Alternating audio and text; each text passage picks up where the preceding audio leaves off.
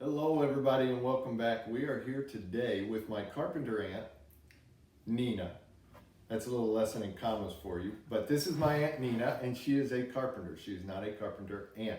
Make sure you put that comma in the right place. Otherwise my aunt might get a little offended. But we are here today in the wood shop that she and my brother-in-law have set up, and we are going to be building something for North Holland's outdoor classroom. I had a little book here. Got a book that I found downstairs in one of our old bookshelves in the old cabin on the lake, and one of the things I realized was this is really kind of the social distancing handbook, if you will. It's called Stories, Basic Country Skills, Practical Guide to Self-Reliance, and that's kind of what we're all living on right now. So we broke into this book and we found a nice plan for a birdhouse that we're going to put together today out of some reclaimed barn wood.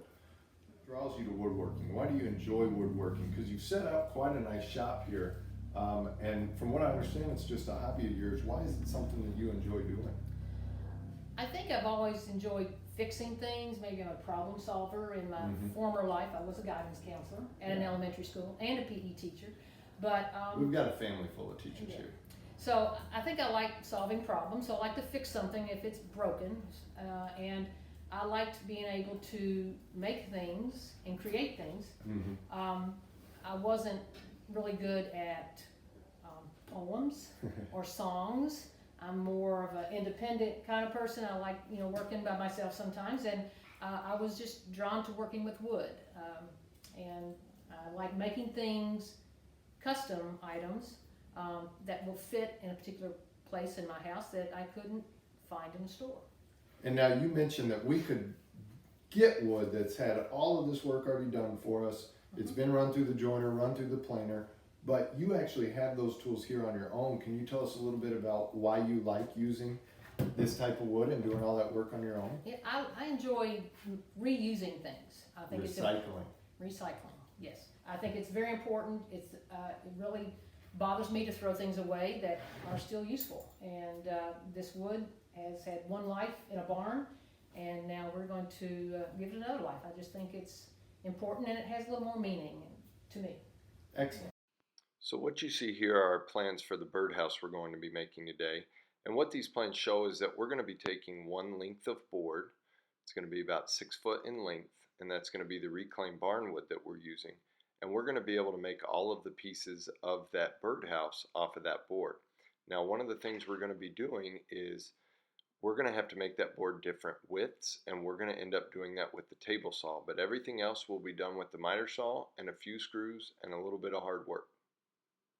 So what are we going to be doing here first, Neena? I see a pretty nasty piece of wood. Now, first of all, what are all these holes right here? Well, those are knot holes. Those are knots in the tree. Well, if they're not holes, what are they? Anyways, Good question. back to the story. Okay. What are we going to be doing first here, Neena? First thing we're going to do is measure it to cut down to about 33 inches, which is almost half of the board. We did make it a little longer, so we've got some room to, for error there. And we're going to cut it down so it's more manageable to use in the jointer and the planer.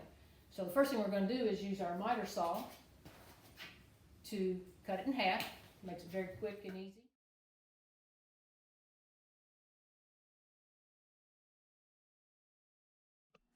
All right, we're going to cut this board in half, basically, 33 inches. So that it makes it easier to use on the joiner when we go there.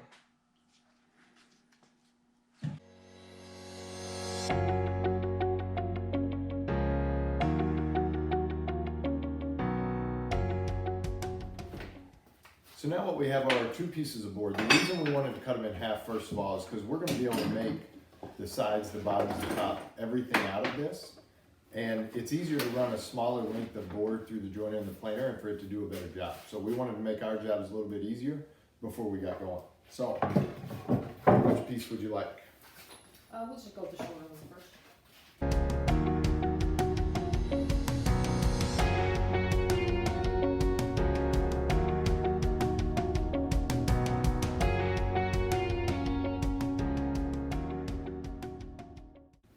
All right, so now that we've run this piece of wood through the joiner, what we were trying to do was get a flat edge.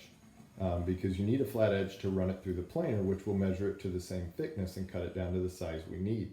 So what Neena's doing right now is checking to make sure that we don't see any daylight underneath that square, which tells us that we've got a flat edge, and now we can stick it through the planer to make sure that we get the right thickness. How's it look, Neena? Looks pretty good. Okay, so now we're going to use the thickness planer to make the board the thickness that we want all the way around.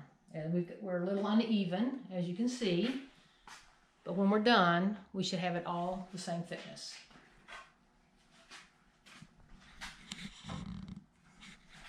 So what we do is and you have to take it off in very small increments, like 1/32 of an inch. So I'll run it through, take it out. This knob here will make the blades go down, and we'll run it through again. So it's kind of a slow process, but it gets the job done.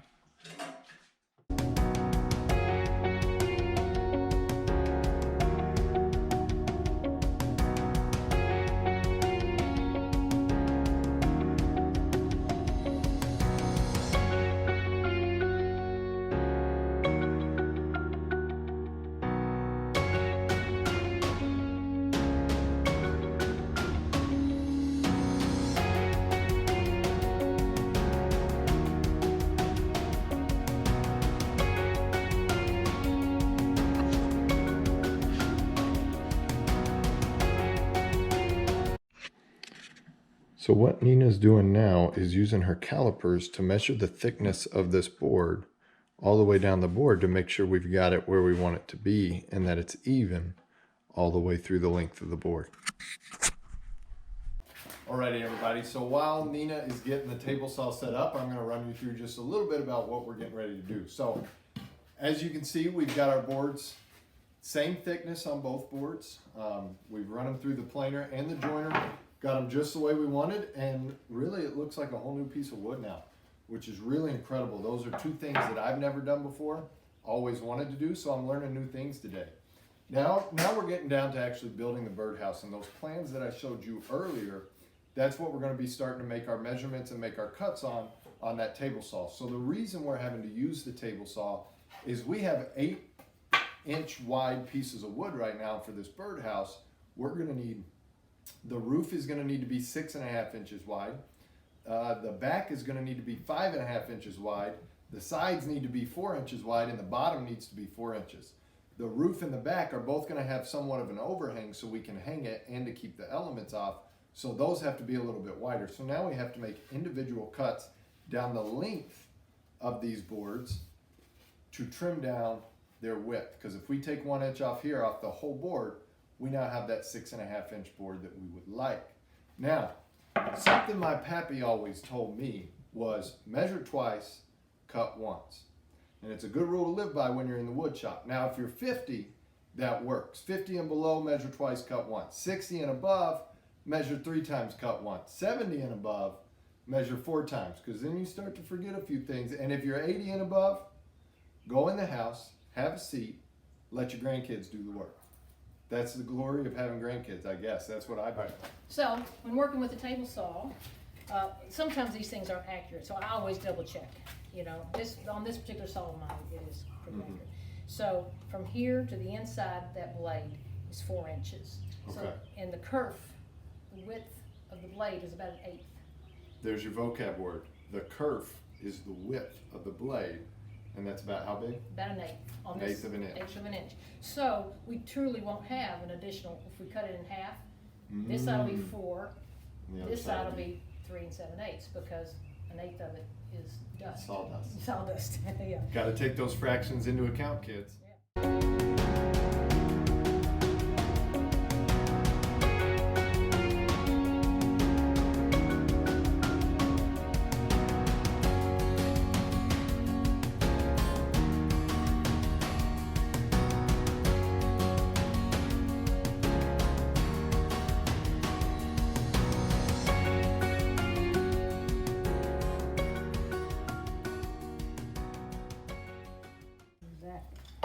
And what we're doing with this piece of board, we've got our 4 inch piece of wood that we are going to use to make the two sides and the bottom.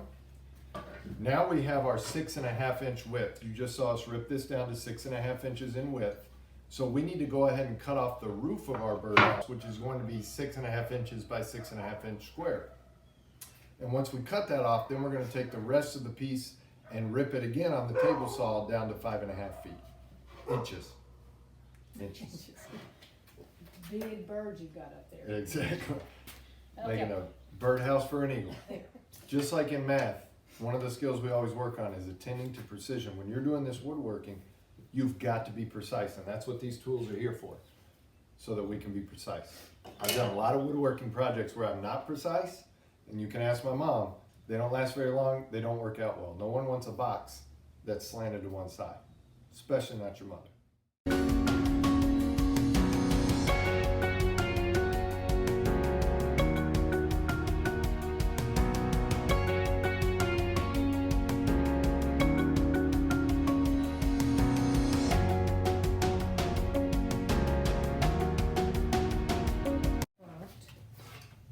So now we have our back piece, and we've got our roof piece.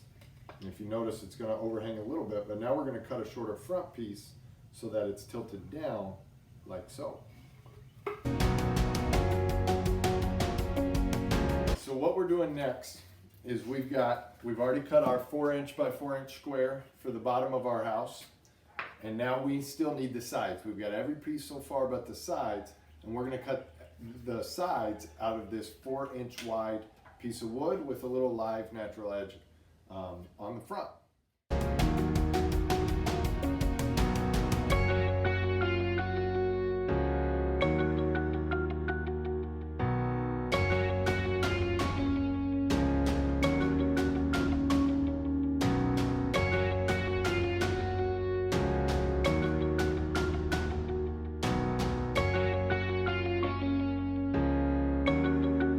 Right now is we've measured to the middle of this board so that we know where to put the point on that spade bit that Neena's about to use.